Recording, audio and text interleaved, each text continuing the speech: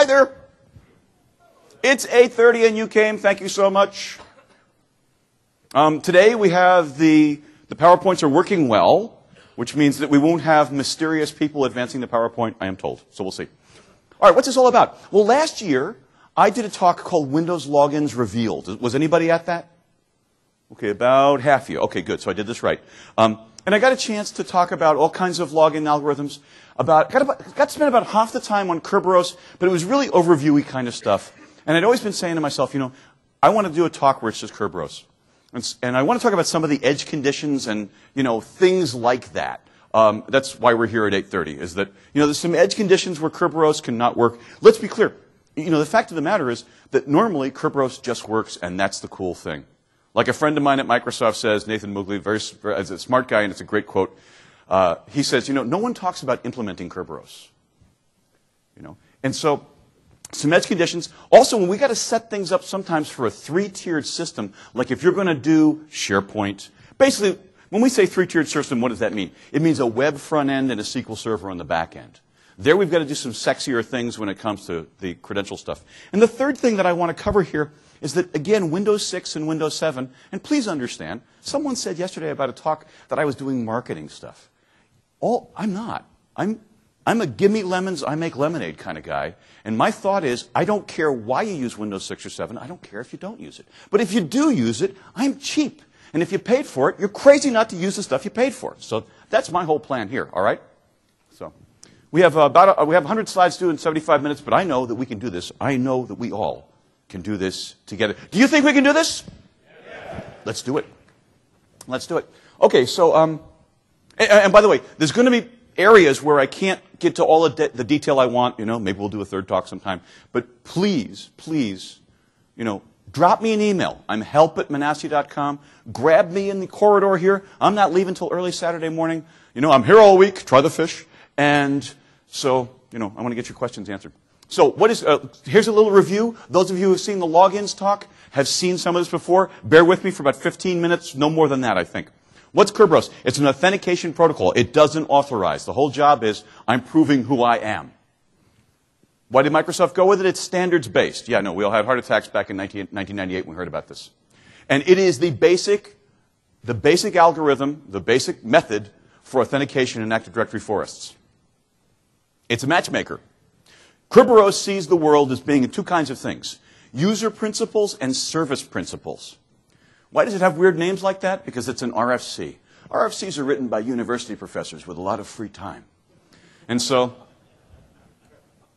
when you log on to Active Directory, you can log on with a name that looks like an email address, like mark@bigfirm.com. Does anyone use that? It's the minority. Isn't that interesting?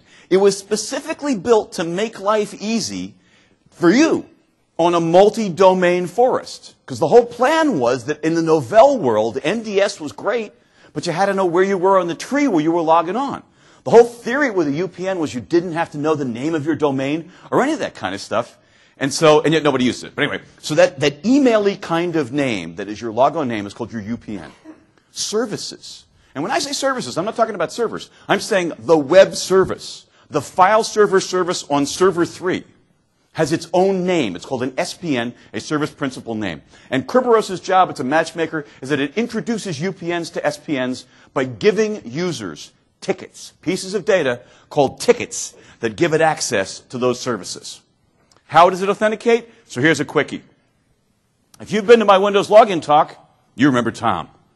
For those of you who have no idea what the hell this is I needed some clip art to demonstrate users talking to servers, but I don't work for Microsoft, so I don't have that cool clip art. So I have to use the cheap stuff I can find on the internet.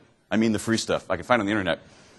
And if you find clip art of a user, it's always got a computer in front of them. I don't want that, because I wanted to show Tom logging onto his workstation. So here was a person who looked technical, but didn't have a computer there. Also, it's an astronaut because I've always liked space. I was born 10 days after the first satellite circled the Earth. And I'm talking about the moon, not Sputnik, okay?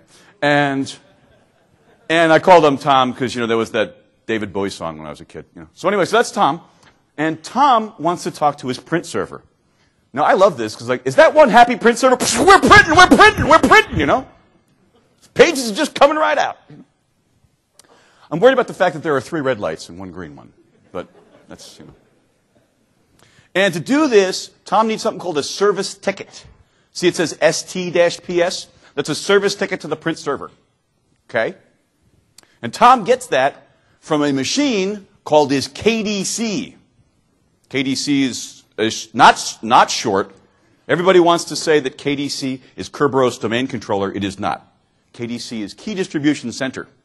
You and I would call the Key Distribution Center an Active Directory Domain Controller. So here's the plan. For Tom to get to his print server, he needs a service ticket. Let's see how he does that. To accomplish that, Tom needs something to let him talk to those guys. It's a thing called a ticket. I already told you that. What I didn't tell you is there's 2 kinds of tickets. And I hope everybody had breakfast, because here's where things get weird. The service tickets make sense. If you want to log onto your workstation, you get a service ticket to your workstation. If you want to log onto your print server, you get a service ticket to your print server. But before you can ask for service tickets, don't throw anything. I didn't invent this. You need something called a ticket granting ticket. A ticket granting ticket is the ticket that lets you go to the domain controller and say, I want a service ticket. Okay? Actually, no one's heading for the door yet, so let's keep going. And these things both come from your domain controller. Sorry, your KDC. All right, what are tickets all about? Tickets are all about this one basic concept. The basic concept is, if I, the user, want to talk to the print server, I have to authenticate myself to the print server. How do I do this? Well, there's lots of ways to do it, but the way Kerberos does it is that Kerberos, the domain controller, spins up a random cryptographic key. Could be 128 bits, could be 256 bits, could be 192 bits, doesn't matter. But I'm about to reveal to you, if you took calculus in college, then about like a month and a half into calculus, they reveal the fundamental theory of calculus. This is the fundamental theory of Kerberos. Kerberos' job, what it lives to do, is to generate random cryptographic keys and safely get them to the user and to the service. That's the plan. The plan is we've got to get those keys across a wire so nobody overhears them. Does that make sense? It might not make sense because the question is, okay, so I give the print server a cryptographic key. We give the user a cryptographic key. How does that let them authenticate? Simple. If they both got the same key, we could say, hi, I'm sending you a message. If you can read this, we must have the same key. That's the minimum thing you do with the key. You could also do things like secure your communications. That could become a cryptographic key for doing IPsec, for example. Or any of, lots of other kinds of stuff. The key is also short-lived. That's another great thing about Kerberos. In the pre-Kerberos world in Windows, we had keys that hung around forever. So the bad guys had lots of time to try to decrypt a lot of data. Bad. This thing lives for 10 hours by default. Before I can get a service ticket, I've got to get a ticket granting ticket. How does that work? Now, the way this works is, first thing in the morning, you press Control-Alt-Del, you sit down at your workstation, you type in your username and password, and you are then going to use your password as a cryptographic key. So we're starting the whole process out by using your password to encrypt some stuff. That gets you the ticket granting ticket. Once you've got the ticket granting ticket, you can go back to the DC 4 hours later and say, DC, I want to talk to that file server. And the DC has Alzheimer's. He says, who are you? You say, look, ticket granting ticket. You encrypted it. And the DC encrypted the ticket granting ticket with a key that only the DC knows. So it's kind of like you going to the DC 4 hours later. It's what, you come in at 8, it's almost lunchtime, you're going to log on to something, and you say, I want a service ticket, and the domain controller says, who the hell are you? And the answer is, see, letter of introduction. And it says, ooh, it's written in my handwriting, it must be me. I must know you. Okay? So it's kind of stateless in a sense. So we use the TGT to re-authenticate. So what have we said here? The ticket granting ticket is generated by a part of Kerberos called the Authentication service. When you want to get to a service, you go to the ticket granting service for a service ticket. So we start off creating something called the pre-authenticator. I'll show you a picture of this in a minute. We create a pre-authenticator, send it to the AS, the Authentication service. The Authentication service likes us, gives us back a ticket granting ticket.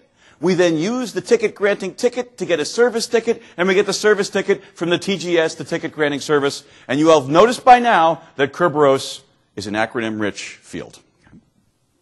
Let's see this. So how does this fit in a DC? Well, now, what do we know, by the way, about Kerberos? Where does it get that weird name Kerberos from? You probably know it's from the dog in Greek myth that guards the gates of Hades. And the dog has 3 heads. You know what the 3 heads are? User principal, service principal, KDC. That's why they call it Kerberos. That's the 3 things, okay? So that was a little freaky, thinking that we have a mythical dog that guards hell to authenticate our users. Let's move along. But now I've told you that the KDC has a split personality. Part of it is the AS that generates ticket granting tickets, and the other part is the TGS that generates service tickets. Is everybody okay so far? Okay, good.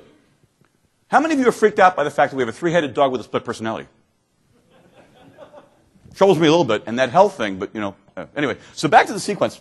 So Tom, I also want to warn you, if you've never seen me present before, you should understand that I suck at PowerPoint.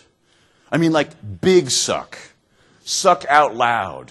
Suck on toast. Suck dead donkeys through a garden hose. Bad. So when it comes to animation, I'm not good at it.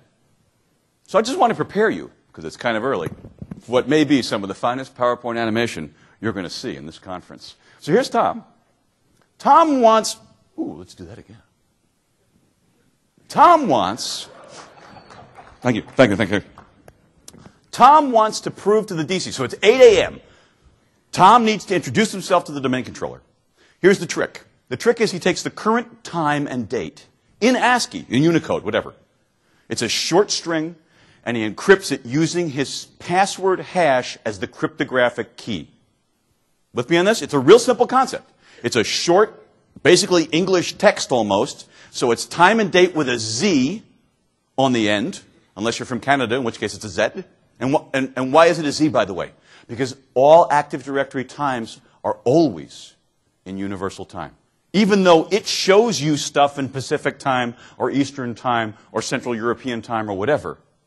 The fact is that internally, Active Directory only uses Zulu time, only uses universal time, Greenwich Mean Time. That's why Active Directory only works in London. It's very, no, I'm sorry. So, that's what the Z is for. We take that string, we encrypt it using your password as a hash. Send it to the domain controller, to the authentication service. It's the AS that gets it. The AS checks it out, and the AS says, oh, decrypts it. Because you know your password, the DC knows your password, nobody else does. And at that point, if the time matches the time that the AS has, it says, well, this must really be Tom. And at that point, it builds a ticket granting ticket. So what are the linchpins of Kerberos so far? Well, Tom's workstation had better have the same time as the domain controller. They've got to be pretty close. And by how close is close? You can adjust it, but it's 10 minutes in Windows. By default, it is 10 minutes. 5 minutes on either side. Okay? So that's how we get a ticket granting ticket. Thomas pressed Control-Alt-L. He got a ticket granting ticket. There's actually an extra step I'm going to skip where he logs onto his workstation. We're going to skip that. And then he's going straight on to get logged onto his print server. That's what he wants to do next. So the next thing he needs is to take his ticket granting ticket, give it to the ticket granting service, and ask for a service ticket. Okay, it is reasonable at this point for you to say, isn't this excessively complex? Why do we start out by doing this ticket granting ticket? I get one of those, and then for the rest of the day I got to wave that around in order to get service tickets. It's actually one of the greatest things about Kerberos. You're going to like this. What happens is, how do we do the pre-authenticator to begin with? We did the pre-authenticator to begin with by taking what? Time and date with a Z on the end. And we encrypt it using what? My password. Oh! Here's the trick. Kerberos keys change every 10 hours. How often does my password change? Once in the last 3 years. But it's a really good password. And so, we don't want to use this a lot. That was the problem with NTLM. NTLM made you encrypt a lot of stuff with your password. Every time you toss data around that's encrypted with your password, trust me when I say, you're making things a little easier for the bad guys.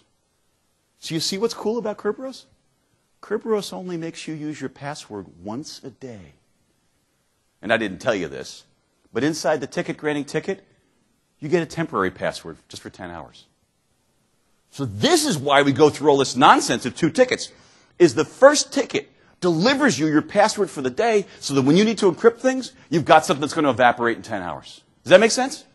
That's one of the things that's really good about Kerberos, and that's one of the many reasons why NTLM must die.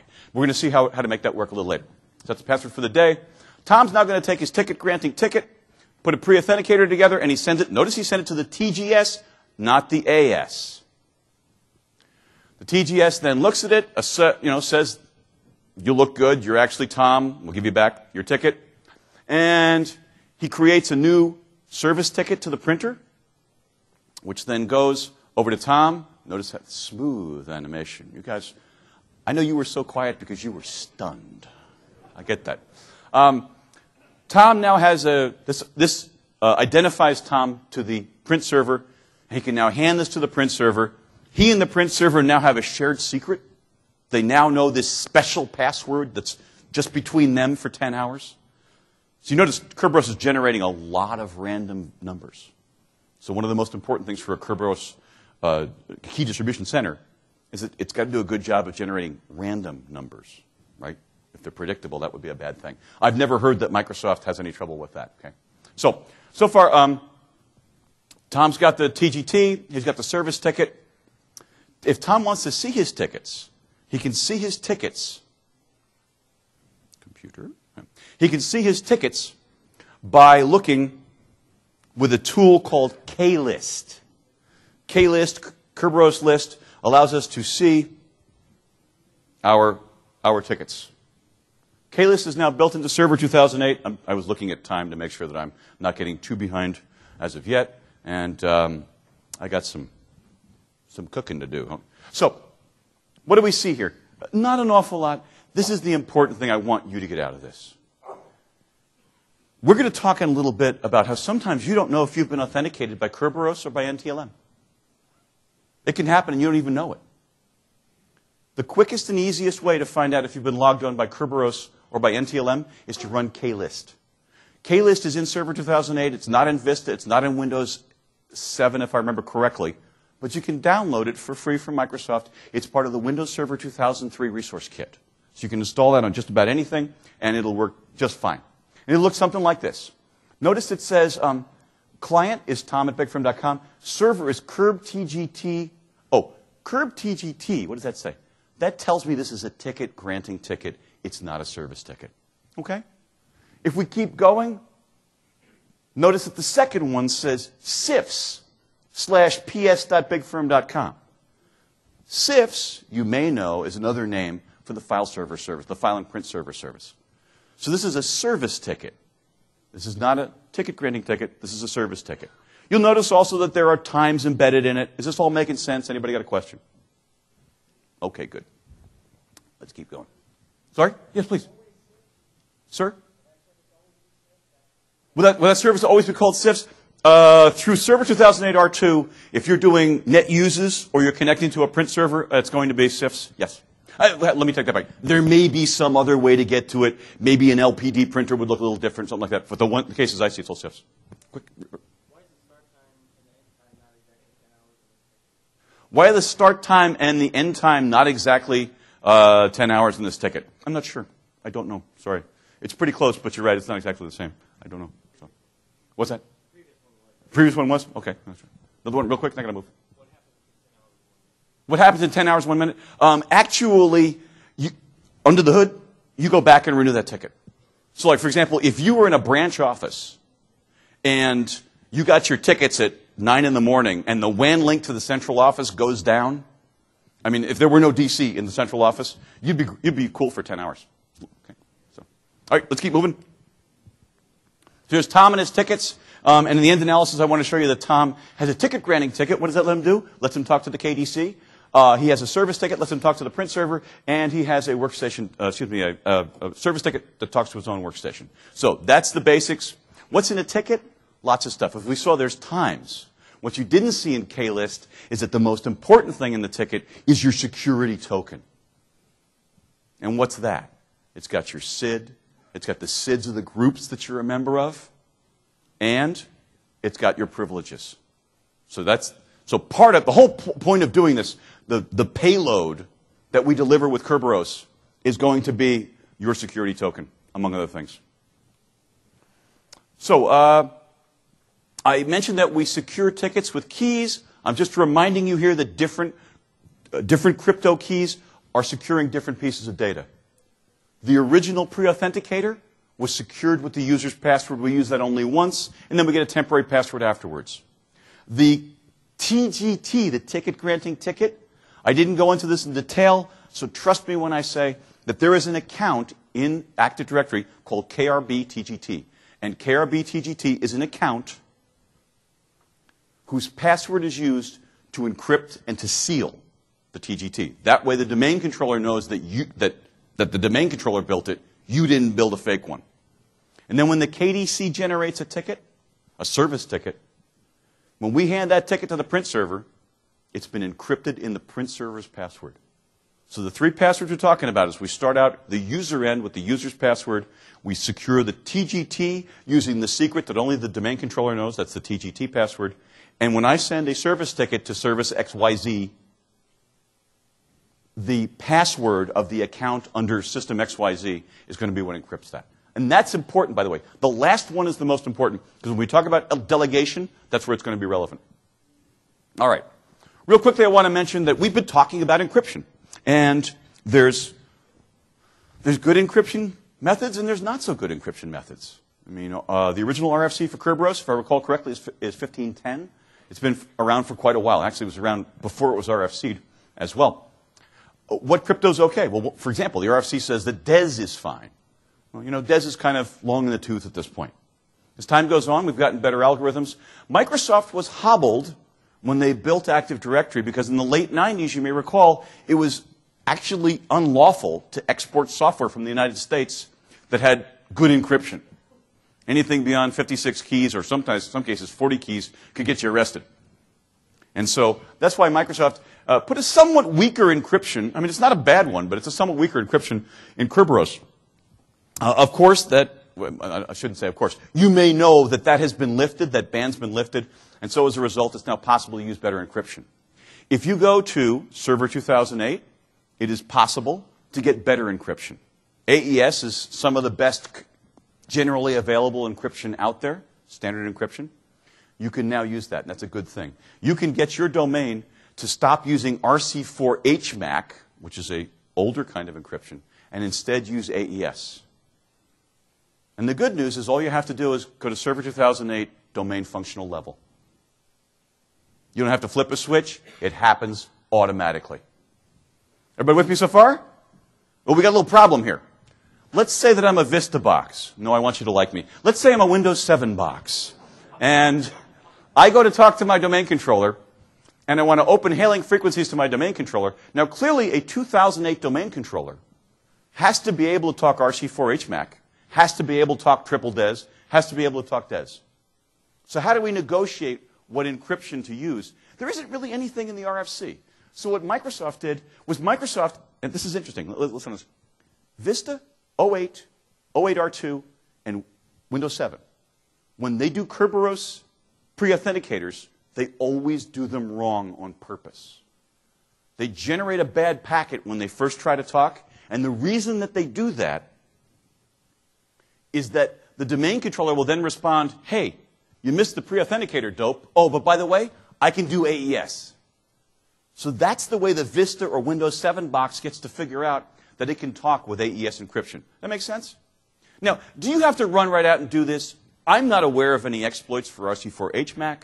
I just know that as Moore's Law marches on and there are more and more bad people out there, I know that the cryptographic strength of AES has been demonstrated to be pretty darn good. So I'm guessing it will ultimately be less attackable than RC4HMAC. So I don't want to spend much time on this except to say that there are now group policies. Those are the cryptos you can use. There's now a group policy setting where you can say, only accept AES. I'm not recommending you do it today. I'm just mentioning it because you're going to want it one day. Or maybe you work for some 3-letter agency in Washington that wants it today. This is the way that you do it. Of course, the bad news is that this is only going to show up on Windows 7 or Server 2008 R2. So there's a listing of some of the stuff that you can, those are the algorithms that you can restrict yourself to. And I love that one of them, so we get better and better and better. RC4HMAC, AES 128, AES 256, and then future encryption. Try this sometime. Take your 2008 R2 domain, functional level domain, and set it so that it only allows future encryption. It won't work until the future encryption arrives. So, okay. How about watching Kerberos? Watching and logs and stuff like that. Does anybody here use Network Monitor for troubleshooting? Good, good, good. Good to be amongst my people. I hear a lot of hooey from folks over the years who say that, well, you can't use Network Monitor to track Kerberos because all that traffic is encrypted. No. If you put netmon on the endpoints, if you put it on the workstation, if you put it on the domain controller, easier on the domain controller because the workstation isn't logged on yet, then you can see the traffic unencrypted. And there's actually some kind of cool stuff that you can do.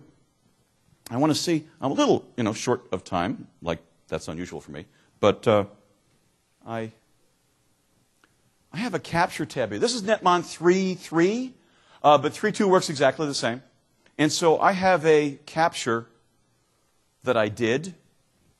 This is of a Windows 7 machine turning on. This is the Windows 7 box, or is it me? Maybe it's me logging on a Windows 7 box. Anyway, if you've seen netmon before, this is going to look kind of familiar. It's just, it looks like a lot of stuff, right? So the first thing we want to do is set some display filters. We might do that. But one of netmon's great beauties are color filters. I like these things a lot. Anybody ever use color filters in netmon? Oh, good, good. If you don't know this, let me show this to you real quick. So if I want to make sense out of some of this, I'll say filter and color filters. And I'm going to start out by saying I want to see the Kerberos errors. And so I can create a filter. And what I do is I put in the name of the protocol or the packet type. And you can find these either by looking through a netmon trace or just checking it out on the web. And when this stuff comes up, I'm going to have it come up in red. And let's do bold as well. See, and if I do that, now my Kerberos error packets pop right out. By the way, why do I have a Kerberos error packet? Exactly, it's a response to my first packet. Then I want to see some Kerberos traffic, just a regular old Kerberos traffic, and that's Kerberos v5, that's the magic name. But if I say color the Kerberos v5, well, how do I tell it from the errors?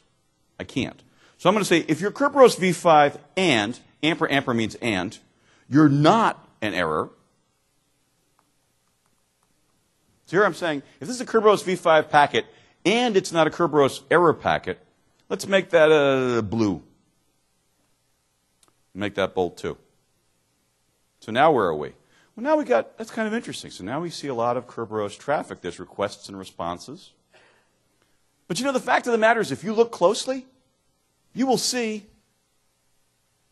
this packet here says it's going to the Kerberos port, 88.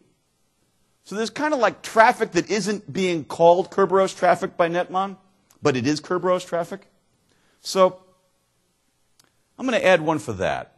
So here I'm going to say, if netmon doesn't think it's Kerberos,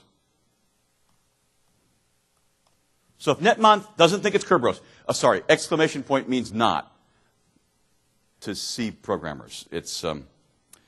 They're an interesting lot. And then So if I say, if you don't think it's Kerberos traffic, but the TCP port, they've got to have two equals because C is hard of hearing, is equal to 88. So I'm saying, if we're doing work on TCP port 88, we could even add UDP port, by the way, TCP port 88, but Netmon doesn't think that it's Kerberos traffic. Let's call it green. I'm going with primary colors this morning. So now what happened? Well, you know, I don't even have to filter out the Kerberos traffic. The color's kind of doing it for me. And it really shows me some cool stuff. Like, for example, so this is Kerberos. And what are we seeing here? We're seeing sync. See the S? Sync, ACK, sync, ACK. That's the three-way TCP handshake that we've got to build in the first place. You're saying, why are you showing me this, Mark? Because if you've got a name resolution problem, those babies will break. So that's where the trouble starts. Then let's take a really quick look. And so there's my request. So it's trying to log on mark@bigfirm.com. So that's me logging on, not the workstation. It says, hey, moron, you need a pre-authenticator. At that point, my Windows 7 box says, oh, silly me, let's do AES. And if I come down here and I look at this packet, I'm going to get, so to open it up, it looks like Kerberos, and then AS rec. Inside AS rec is KDC rec. Inside there is PA data. What do you suppose PA data stands for? Pre-authenticator data. Inside that, we've got Kerberos timestamp. And right there, we've got cipher. That's your pre-authenticator. That's your 16 characters, whatever it is, encrypted. Make sense? And look, it's in Chinese. Those people even control this. It's frightening. No, what you're seeing is that Netmon's not too smart about, Unicode or what we're doing. So I showed you this is the way things are supposed to work.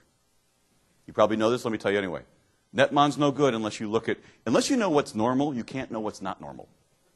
So try this. Run a few of these guys. Get comfy with this stuff.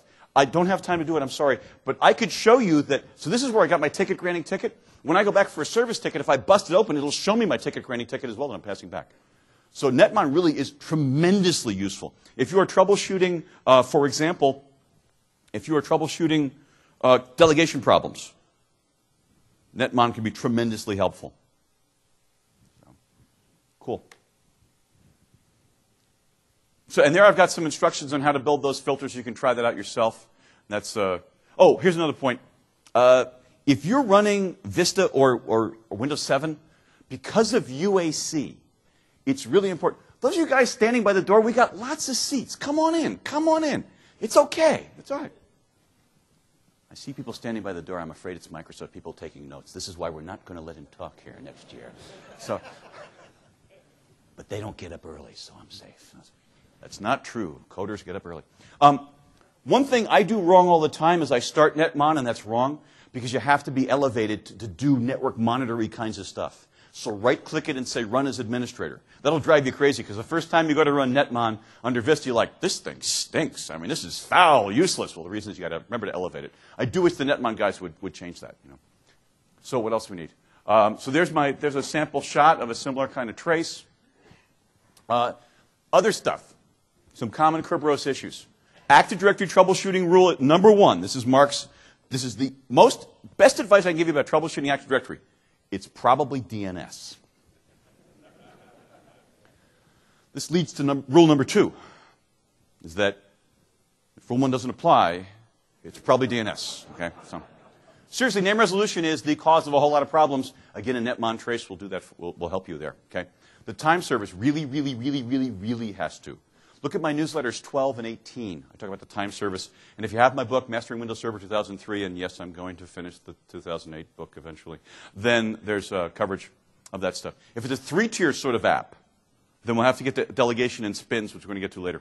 Traces can help with all of that stuff, okay? Another thing that happens with Kerberos.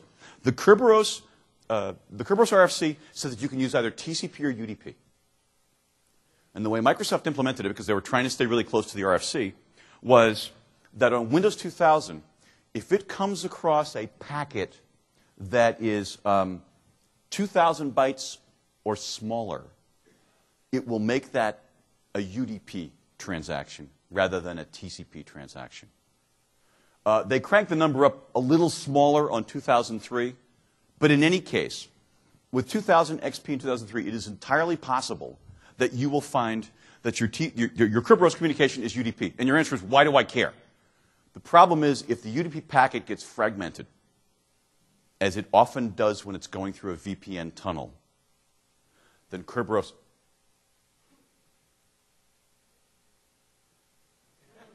does that, okay? So, my God, he's having a stroke. I've always wanted to see this. So, I mean, what's the answer? Now, by the way, why does the RFC say that? You know, in terms of setup and breakdown, if you've got a small Kerberos packet, it does make sense to use UDP. It's just that a side effect of this is that VPNs tend to make these things fragmented more often. So you know what? Our networks are fast. The best answer is just surrender and say, Kerberos, do TCP all the time. There's a registry entry that is documented in KB 244474 where you can say, what's the minimum number? Don't make it 2,000. Don't make it 1465 to go to TCP. Make it 1 byte. You could do that. The bad news is that if you still have Windows 2000 domain controllers, sometimes if they do TCP now and then, they'll stop doing it for 15 minutes at a time, which is bad. And so that other knowledge base article has a patch, which will make it not do that. Why have I not talked about Vista? Why have I not talked about Windows 7? Why have I not talked about 2008 or 2008 R2? Because those guys do everything TCP no matter what. Okay? So that's yet another reason why newer Windows might be cleaner. Who knows? Windows with less pain. There are logs in system. There are logs in security. Unfortunately, I'm not going to have time to do this in great detail, but there is a terrific white paper, 61-page white paper, that is well worth reading. I do wish that Microsoft would put authors' names on the white papers, because some of them are truly excellent, some are truly horrible. But I would like to, big ups for whoever wrote this one. And what you have to do to find this is to search, you notice the generic verb I used, so search troubleshooting Kerberos errors in Windows. And if you search this on Live, you'll get the first hit, and if you search this on Google, you'll get the first hit. So, okay? Check that. I just checked that this morning. There's some details there from that paper about how to set up more logging, creating Kerberos logs, and so that's the deal. Okay? We right so far? Questions? I lose anybody? Okay, good. All right, next. If you were with me in the Windows Logins Revealed talk, then I mentioned that, and here I will say again, it is quite possible that even though you're using an Active Directory, you may be logging on not using Kerberos, but instead using NTLM. The short version of why this happens is that there are many times when you should be doing Kerberos, but something happens. Like, what example did I just give you? You're working through a VPN. You're doing it with 2003. You've got a small block. It gets UDP'd, and bam, it's fragmented to hell. At that point, you have a very resilient workstation. I mean, XP doesn't say, oh, well, I guess I'll take the day off. XP says, well, if that doesn't work, let's try NTLM. So it dusts off its old NTLM code and tries that, and you get logged on with NTLM. Okay? The problem is this. NTLM used to be annoying. It is now dangerous in terms of the amount of information that bad guys could glean. If your users don't have really good passwords, NTLM, unfortunately, is easy to crack at this point. So part of your job at this point is to keep us Kerberosing as much as possible and NTLMing as little as possible. Now, what's one answer? One answer is set that group policy that says never use NTLM, never use LM. If you have to use an NT, use NTLM v2. Does everybody know what that is? That's the LAN manager compatibility setting that is in group policy settings. And by the way, if you missed my first talk last year, it's on TechNet Spotlight or whatever they call it. They filmed the whole thing, so you can catch all of that if you want some more backstory here. Why is Kerberos better than NTLM? Okay, first of all, better encryption algorithms. It doesn't throw the password all around. Mutual authentication. You're authenticating to the server, and the server's authenticating to you. There's signing. Man-in-the-middle attacks are dead easy on NTLM. They are very difficult in Kerberos. Even better, there's what I think is the most obvious one. NTLM is a 4-letter name. Kerberos is an 8-letter name. That is twice as good. So, you're thinking, well, Mark, you know, I don't have any NT4 boxes. I don't have any work groups. You know, we're like XP Service Pack 3 and 2003 Service Pack 2 kinds of folks. You're still probably doing a lot of it. Here's why. Here's what happens. Okay, if you net use to an IP address, if you say net use G whack whack 10.10.7.9, bang. Kerberos needs SPNs, and SPNs have DNS names in them. So it'll fall back to NTLM. If you connect to a workgroup system, connect to a pre-2000 system, fail over from a busy domain controller or the fragmented issue we just talked about, and badly written applications. How many of you have homegrown applications that you depend upon that were written more than 7 years ago? Okay, I guarantee you I'm not picking on your programmers. Hey, I write a couple of pieces of code a year, and you know what? If I could just make it work, I'm happy. And when it comes to the security stuff, my God, have you read the security API documentation? Eek. It's written in the original Sanskrit or something like that, you know? So it's tough to figure this stuff out. So, you know, I forgive. You should forgive your programmers if they did a crappy job in 2001 or 1999 writing some application. But the time has come to go back and look up what's called the Negotiate SSP. The Negotiate SSP.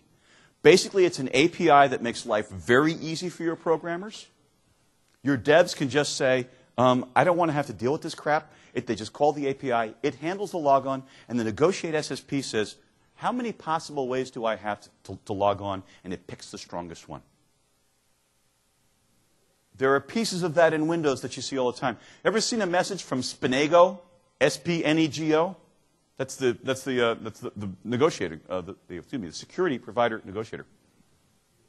Also, with some web applications, if you haven't added the intranet site to the local intranet zone, then it will fall back to NTLM.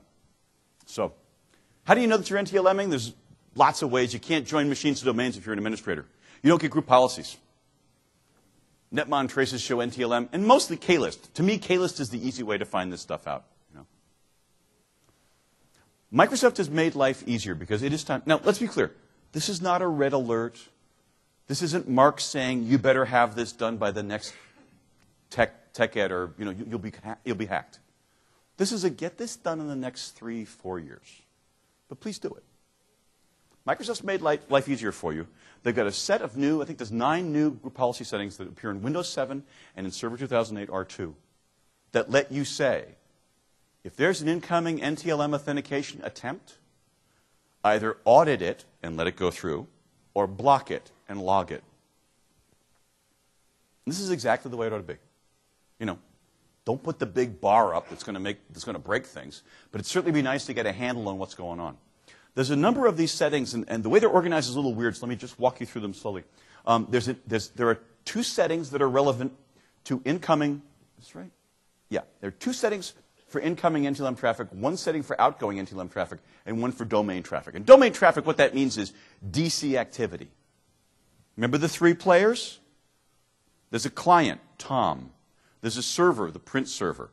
And there's the domain controller, the KDC. That's really what these guys call themselves incoming, outgoing, and domain, but their better names would be member server, client, DC. Does that make sense?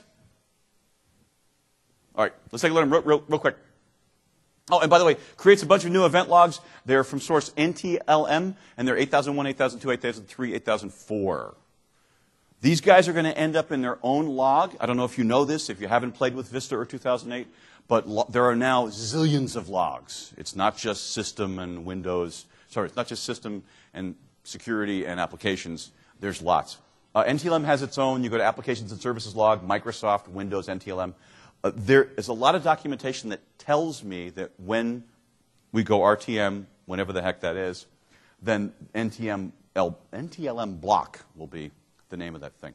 Again, these only work with Windows 7 and the corresponding server. So the idea is you can, for incoming NTLM traffic for systems acting as servers, you can control stuff from accounts on a local domain or accounts in any domain in the forest. So you can say, all right, let's clean up our local traffic first, and then let's go on to all domain-based, any domain-to-domain traffic.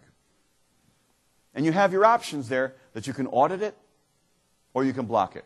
Again, the label's not 100% clear, but what the label's trying to say is, that if you turn this on, it'll just put entries in the log that says, this happened, but I would block it if you turn the other policy on.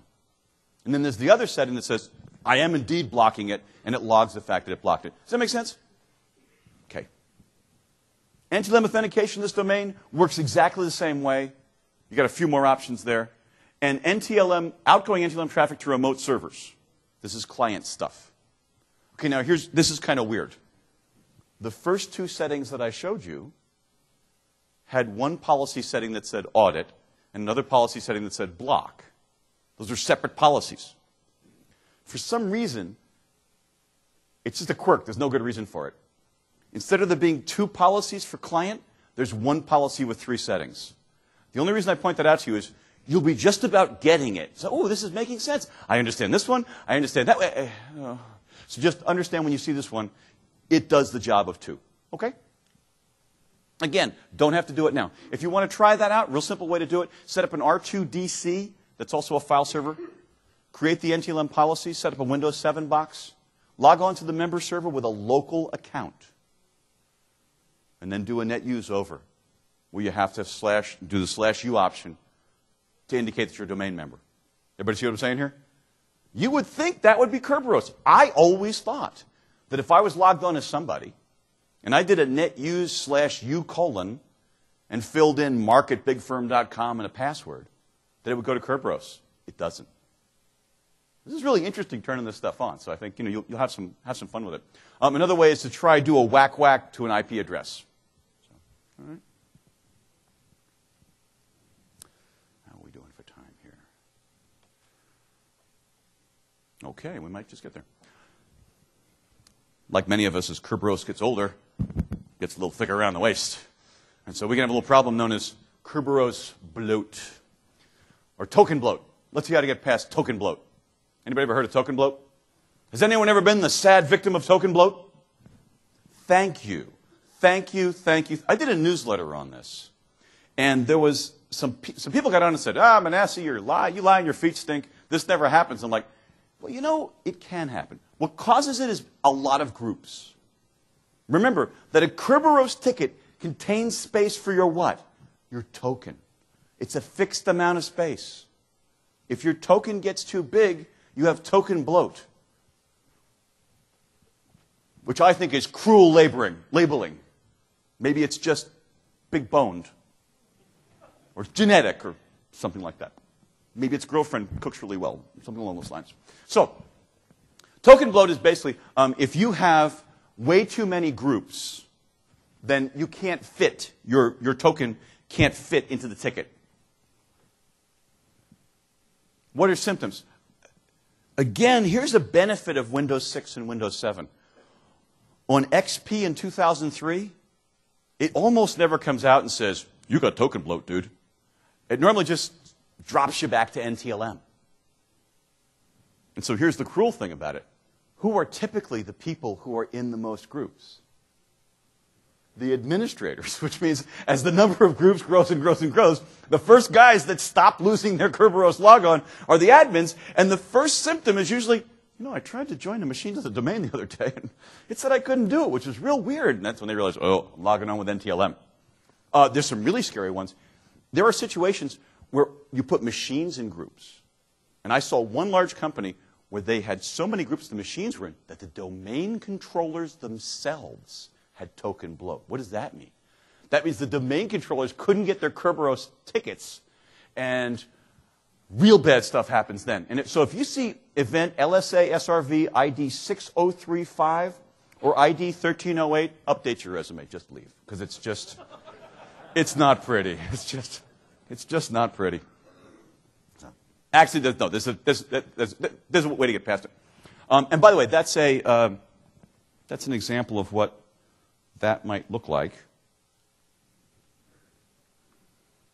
I have to use Zoom at once in every presentation, or Rasinovich whines at me. So, this is during a login attempt, the user security context accumulated too many security IDs. I don't know why the message isn't just, you got bloat, dude. So. I made the poor people that run the show, I freaked them out accidentally, because this morning I put that up because I wanted to walk back to see if you could see it in the back row.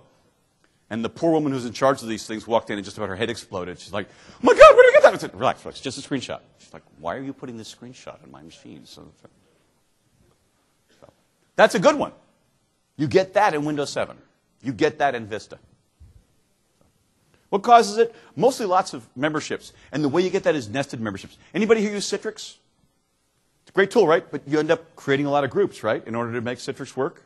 I mean, you don't have to, but a very common way to implement it. And the first thing I ask when I begin to smell token bloat is I said, you guys run Citrix. I'm not beating on Citrix. I'm not. I'm just saying that a smart way to handle stuff like terminal services involves a lot of groups. So SID histories can pump it up. Has anybody done domain migrations that involve SID histories? Okay. Clean those off when you're done with them because you're moving towards bloat. 1024 SIDs is about the limit. Okay. How can we find out about it? We have several tools. Microsoft gave us one in Server 2003 SP1. NTDSUtil has a command that will help you do this. So with NTDSUtil, you just say NTDSUtil, space group, space membership, space evaluation. Then you say run the domain name and the username. So run bigfrom.com mark. It says go out to the bigfrom.com domain, look for mark, and it generates this text file. It's a big tab delimited. I wish it were comma delimited, but it's a tab delimited list of your groups. You can pull it up in Notepad, and you can see how many groups you have and how you got them. I mean, it'll tell you all kinds of stuff, too. If it says, one of the things it'll tell you is depth from user. What does that mean? That means if the user's directly in the group, the depth is 1. But if the user was in a group, that was in a group, that was in a group, that was in a group, that was in another group, that's going to be, I didn't count right, but 6. That gives you an indication of what you're doing that's causing bloat. Does that make sense? Okay, so that's a good little tool. I like that one. And there's an example there. In this example, I've got a domain called bigfrom.com. I create a user called Mark. I have a universal group called Really Great Guys, which contains a global group called Great Guys, and we put Mark in Great Guys, logically. And so the question is, how many groups is Mark a member of? And if you do the evaluation, you'll see that Mark turns out to be a member of Great Guys as well as Really Great Guys. Okay? That's one tool. What's the fix? The fix is real easy. The fix is just basically boot up in safe mode and pull people out of those groups. You can do the same thing with domain controllers as well. That's about the only way to get past the DC problem, short of updating your resume. How many of you are thinking to yourselves, there were only like 7 people that raised their hands when I said, how many of you have seen bloat? And how many of you said to yourself, I wish I could see bloat? Why can't I see these things? I mean, I might need to know this because one day I might get hired by a really big company. Friends, to solve that, we've got the Bloatmaster 5000. I wrote this just for you guys at 2 o'clock this morning. Ready? It's a simple little batch file. In Notepad, just type this into something called makebloat.cmd. And first line, we're going to create a user account, Joe. He's got a password, a big $sign, PW22. Don't worry about it. He's not going to be able to log on anyway. And then, that's a one-liner that says, for %A, that's a variable, running from 1 to 1200 by an increment of 1, create a global group called junk group 1, junk group 2, junk group 3, etc., and then add Joe to them. Those of you who think that I'm a fool because I do command line stuff, this is the power of the command line, my friends. The Bloatmaster 5000. So, run this on a DC.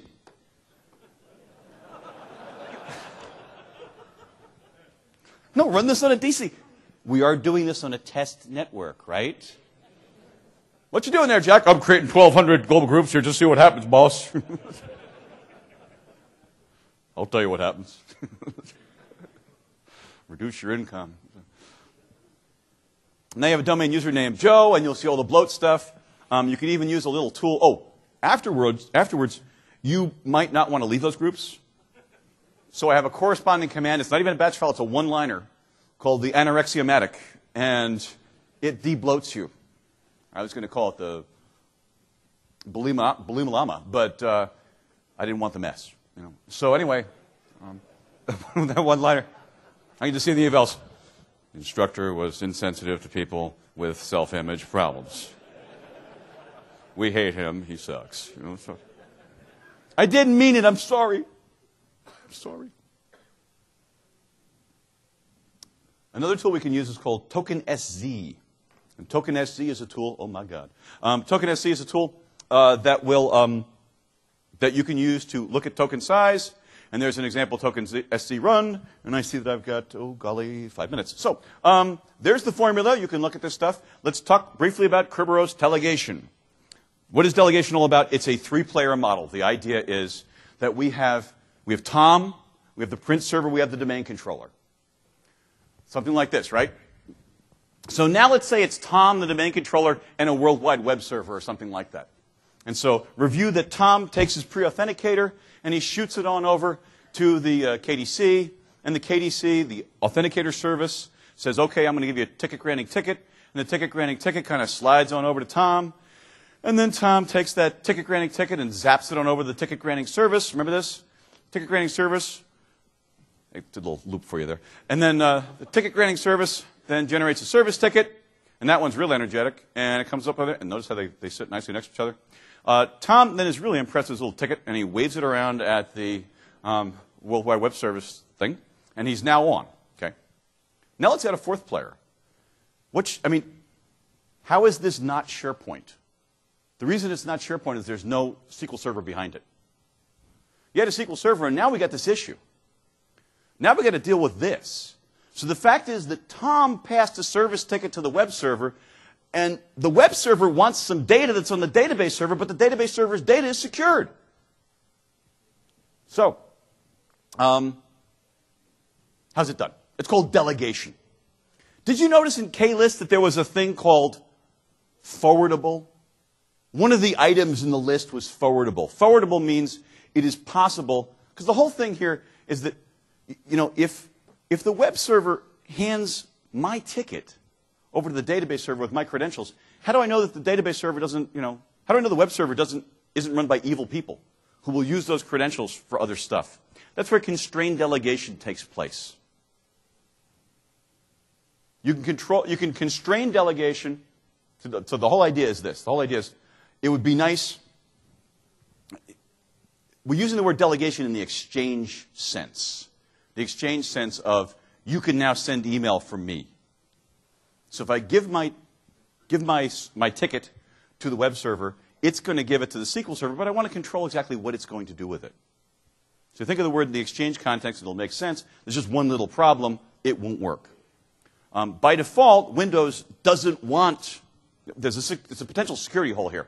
And so you have to turn delegation on. This is inside properties of a server. And you'll notice that there's a radio button there that says, trust this computer for delegation to any service. So that is simple delegation. That's the delegation that occurred in Windows 2000. 2003 gave us the next step, where you can say, you know what, web server, I'm going to let you have my service ticket, and you can delegate it, but you can only give it to that SQL server for a particular item. That's called constrained delegation. It sounded like something kinky that happened in the office, but it turned out to be just a simple little security thing. So, okay.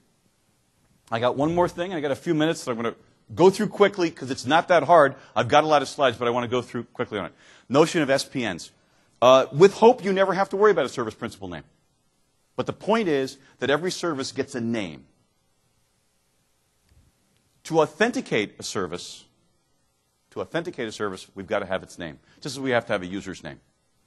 Most times you will use the local machine account, which means you'll never worry about it. So typically, if you've got a machine that's a file server and a print server and a web server, those services are just running under the Active Directory machine account of that particular service. Sometimes, though, you want to give it a different name. And they get a name. And these names look like the first, here's an example, LDAP /r2s2bigfrom.com :6000/bigfrom.com. The four pieces are, LDAP is what kind of service you provide. The next name is the name of the server. Because I'm short of time, I want to stress, will you get in trouble sometimes? Is that name, you have to register, if you're doing this, you've got to register 2 spins. You want one in the name of r2s2.bigfrom.com. You want another one in the name of r2s2. Different services will use either the host name or the fully qualified domain name. So when you're troubleshooting spins, one of the things to look at is, do we have both of them? And then I've got some examples there of these guys. And you can take a look at those, because these will be on ComNet pretty soon. Where a spin's stored? Well, typically a spin is right there on the server you expect it to be on. But sometimes it isn't. Sometimes it isn't. Sometimes we run services not under machine accounts, but user accounts, right? Anybody done that? You set up a service where it's not running under machine account, it's running under user account. That's a bit of a pain in the neck. One of the things we've got to do is set up the SPNs at that point. And what happens is the spin name is located inside the user or machine account. Okay. Where does this run us into trouble? Why do you care?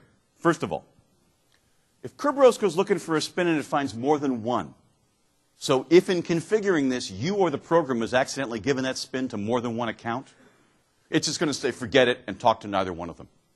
This is very common. When I see people doing delegation stuff, they say, well, what the hell, just in case, let's put the spin in a lot of... No, bad idea.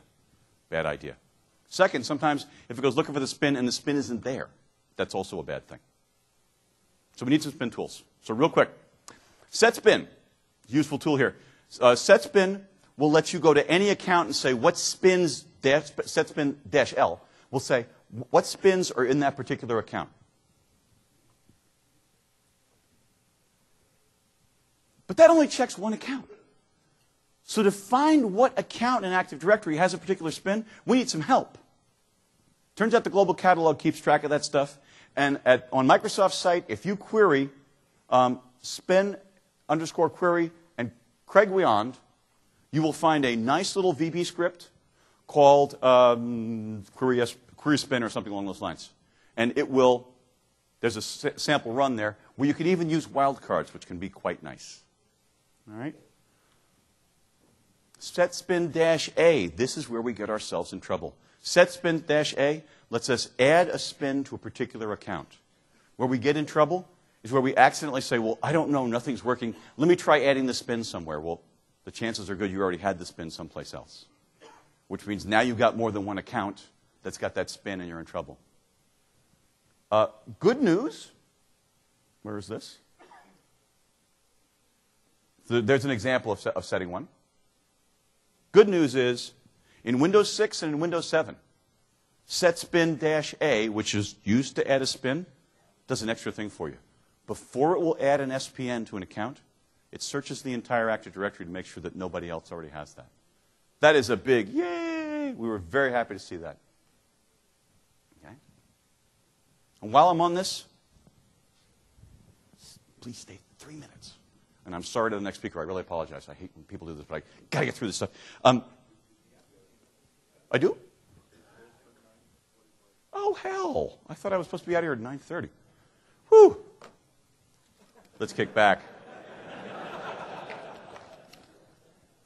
Okay, then. I would have been impressed if I could have done 160 minutes. All right, let's... so you guys got setSpin... Does everybody understand what a spin is? In the same way that when you go to a UPN, marketbigfirm.com, you've got to figure out what the real username and the real user domain is. How's that done? It's looked up with a global catalog. Under the hood, when you say netuse g:\whack server name, that is transformed into a service ticket request for a particular spin. Remember what that spin would look like? It would look like, let's back up a little bit, and I gave you some example spins here.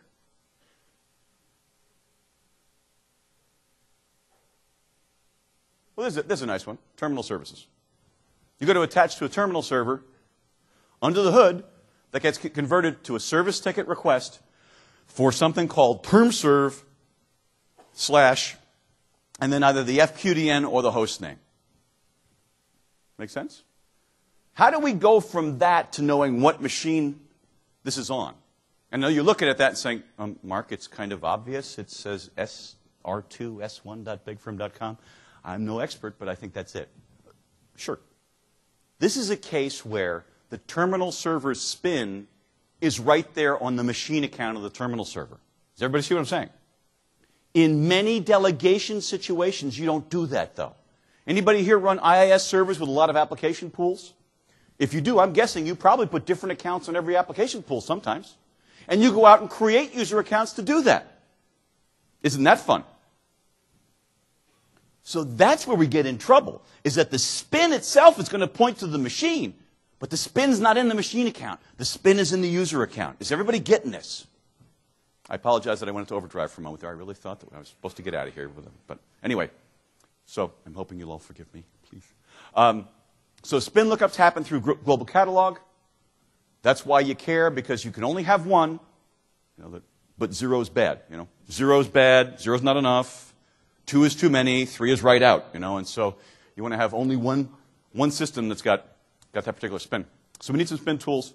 First spin tool is setSpin-L, which is okay, but it's not that terribly useful. You know what? If you want to find the spins on any particular thing, go to ADSI Edit, open up the object, and look for the AD attribute service principal name.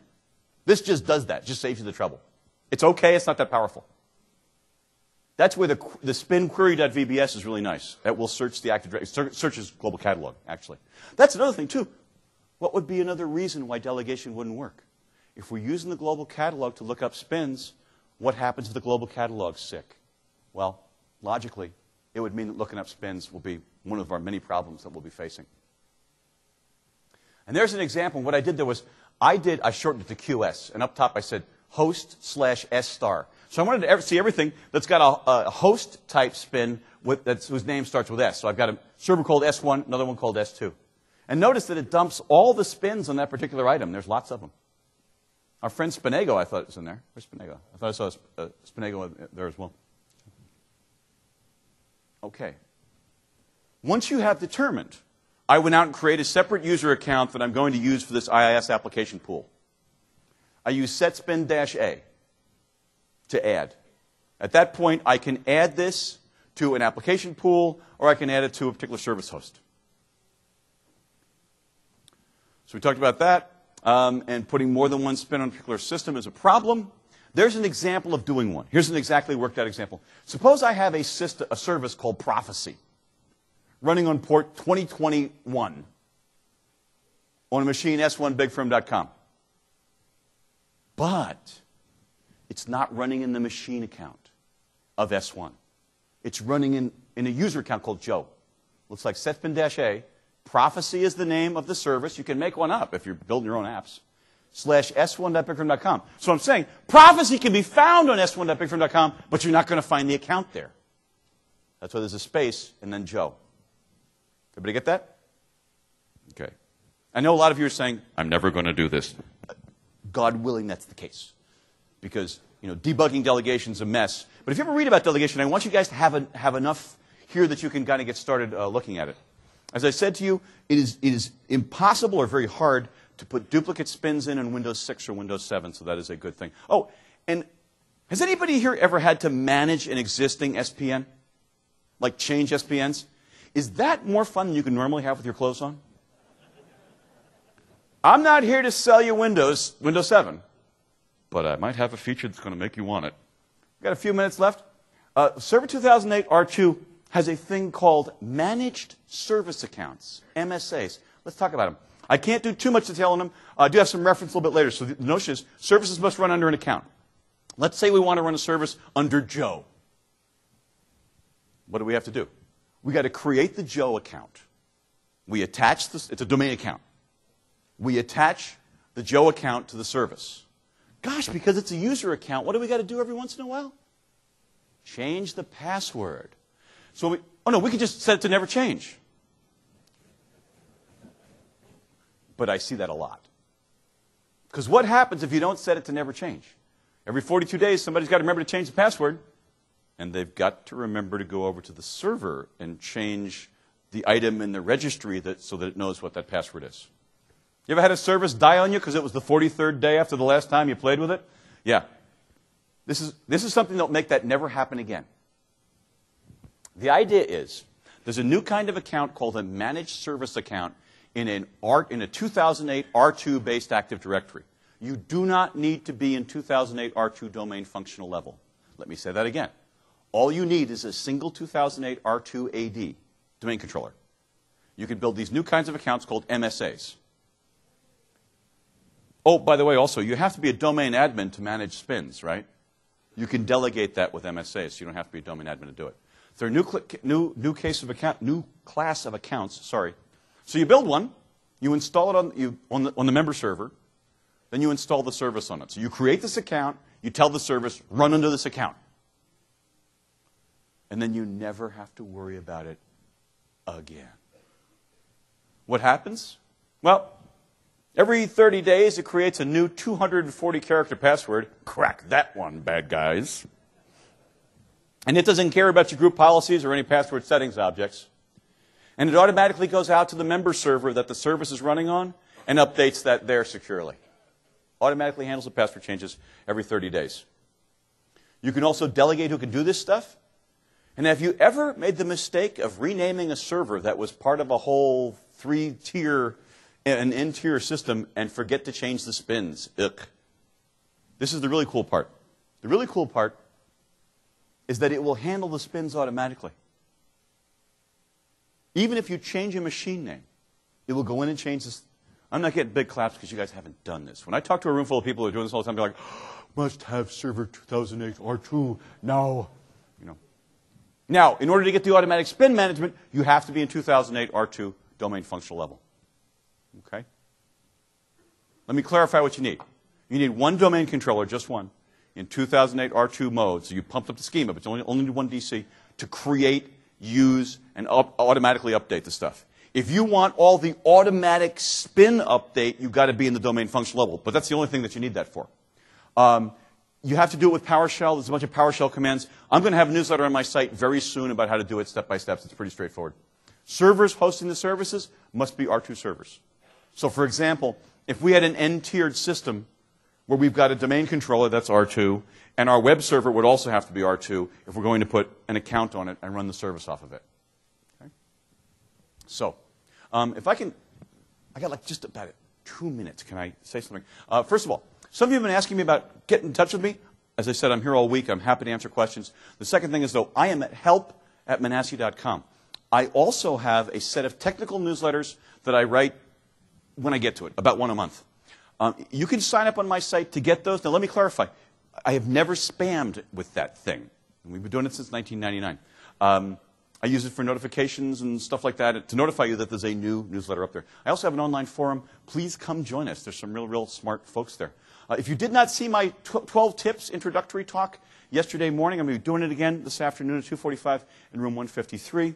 And if security internals just warm the cockles of your heart, then I hear you. The thing just beeped at me and told me I have 2 minutes and 25 seconds. If you like security internals, I find UAC interesting. I don't hate it because I picked it apart, and I think there's some cool stuff in it. This is not that I'm saying, resistance is futile. I'm not saying you must submit to UAC. And there's none of that stuff. It's just that if you've seen the new Star Trek movie, go see it. It's fantastic. It's absolutely fantastic. But there's some cool stuff in here. Again, I'm a gimme lemons, make lemonade kind of guy. I'm not here to induct you into the force. I'm just saying that we'll talk about this tomorrow. Additionally, Windows Integrity is this really neat thing that Microsoft put into Vista with the intention of making it hard for malware to modify the operating system. But the problem was it had the side effect that administrators couldn't delete anything in the Windows folder. Techies lost their fill-in-the-blank minds. So Microsoft backed away from it. What's interesting is that the underpinnings are still there. It's like they put in this whole set of plumbing, removed the toilets and the sinks, but the plumbing's still there. And interesting things can be done with it that I fear could be used by evil people. So I wrote a utility that is the only one that I know of that lets you go out and modify this stuff. So I'm going to be doing all that tomorrow right here. Thank you for your attention. Don't forget the evals. Remember to use this knowledge for good and not for evil. Bye-bye. Thank you.